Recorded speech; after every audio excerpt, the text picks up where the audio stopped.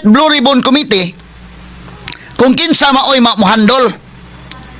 Kay ba man ta panahon may galang Tito Soto mga sukitig paminaw.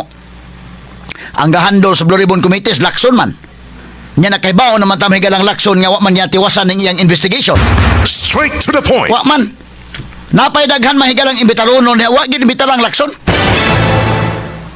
So kuwang kayo, hilaw kayo ang investigation ni Senator Ping Lacson. Buyag lang ha, di lang pag-unsa ba? O guay bias ba? Kaya man may gala, mura naman gunin nog isiglabanay na mga kagilaan. Pero kita mo tanaw ta, blangka-blangka pag-istorya, kanang kang Lacson, nga pagdumala sa Senate Blue Ribbon Committee, kuwang, dili po kumiingon nga, dili mao. Mao na unta. Mao nang kang Lacson. Walang matiwas.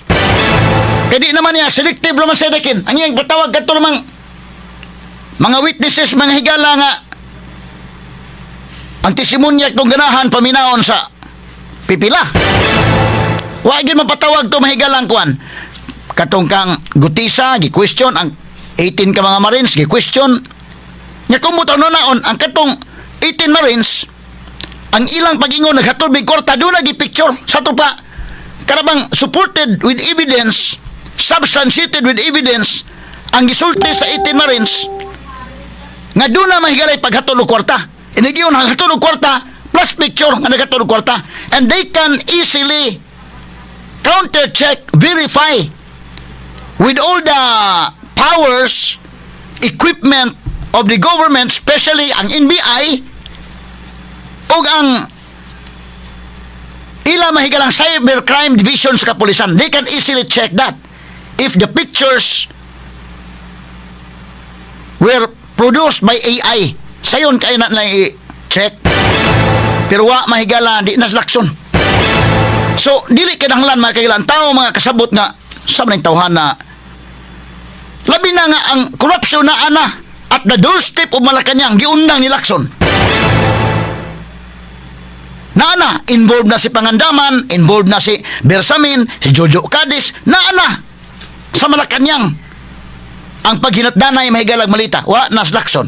Wa na niya tiwasa. So karon nailog man ang leadership. Mo ni atangan nato kung kinsay ibutang as Senate Blue Ribbon Committee Chairman.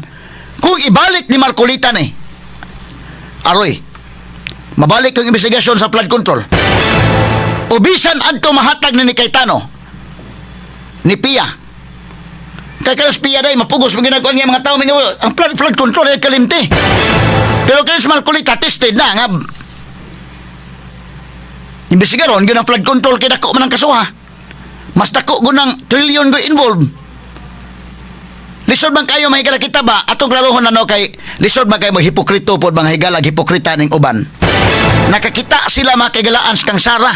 Apan di sa kakita mahigala sa flood control. Ang ato ini ipatas na. Lisod man kay selective kayo mga sugitig paminaw. Imbestigara Sara. Imbestigara sa ng flood control project. So, makuha og balik mahigala sa minority ang mahitabo na wa na investigasyon sa flood control project. Pero karon nga naa nila ni Cayetano ni sa grupo ni Cayetano malagmit kung matudlo sa Marcolita or si Cayetano Pia or kinsa ilang ibutang niya as chairman sa Senate Blue Ribbon Committee na ma-pressure guna ngay padayon gitong flood control project kay mo gusto mahibawaan sa mga tao sana. Straight to the point. Daghan ko'y namatay mahigala sa bagyong Tino. Daghan ko'y namatay ning baha. Dako kung problema na to ning baha. Daghan ang affected mahigala. Mas relatable sa masa ang isyu mahigala sa grabing baha nga gusto na lang mga kagalaan sa uban na uban mahigala nga magpaka kunuhay mga Diyos noon mo nang suko sila sa korupsyon ni Sara pero ilang gipiyong ang ilang mata sa korupsyon mga kagalaan sa flood control. Straight to the point. Ipatas na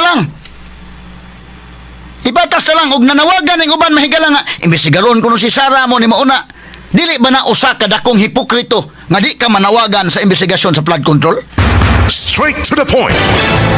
O na mahigala ka lang klaro ba lang? So karon kung mahatag ni ngadto ni Marcolita or ni Pia balik ang investigation sa flood control scandal. Muna nga kini karon klaro lang ha ang leadership ni Alan Peter Cayetano gaungaw na. Anytime pwede na gipaning kamutan gid na. Ang duha gud kabuok nga ni abstain sa to pa ni neutral. Si JBL Sito o si Mig Subili nang neutral sila. Wa sila mubutar kang Soto, wa sila mubutar kang Alan Peter Cayetano. Kunuhay neutral sila. Karon gibira nagbalik nila miingon na di ana, nibalik na sa minority. Gipangutana may gala si Mig Subiri, si Mig Subiri, namataan ako.